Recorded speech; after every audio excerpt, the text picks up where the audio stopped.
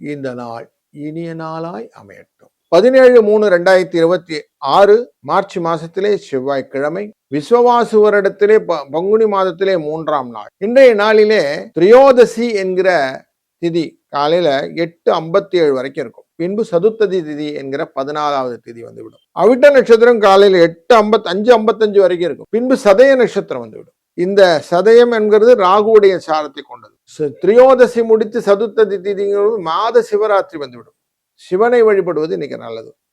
வில்வ இலையினாலே சிவனை வழிபட்டாலே, சிவ மந்திரத்தை ஓதினாலும் மனதில் ஒண்ணுமே தெரியல சார், 2 வில்வத்தை கொண்டு போய் சாமி போடுங்க, போட்டாலே போதும், மோட்சங்கள் உண்டு. பிறவி அப்படின்னு சொல்லக்கூடிய விஷயத்துல நல்ல வளர்ச்சிகள் உண்டு. இந்த பிறவியிலும் நல்லது நடக்கும்.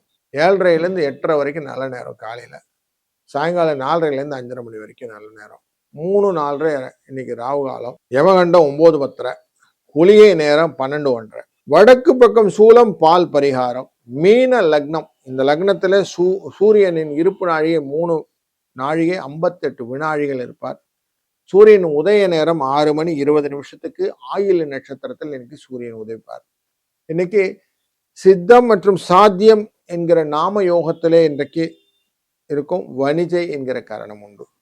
இந்த வணிஜை காரணம் ரா மெட்டீரியல் எல்லாம் வாங்குறது நல்லது. சித்த யோகம் அப்படிங்கிறது குரு பூஜை செய்வது நல்லது.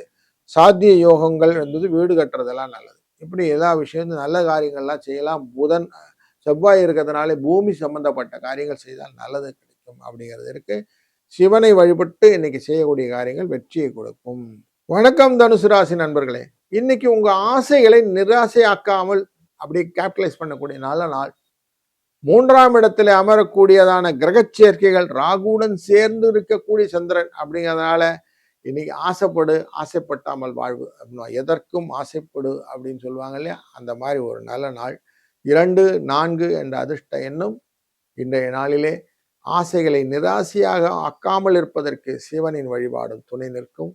வாழ்க வளத்துடன்.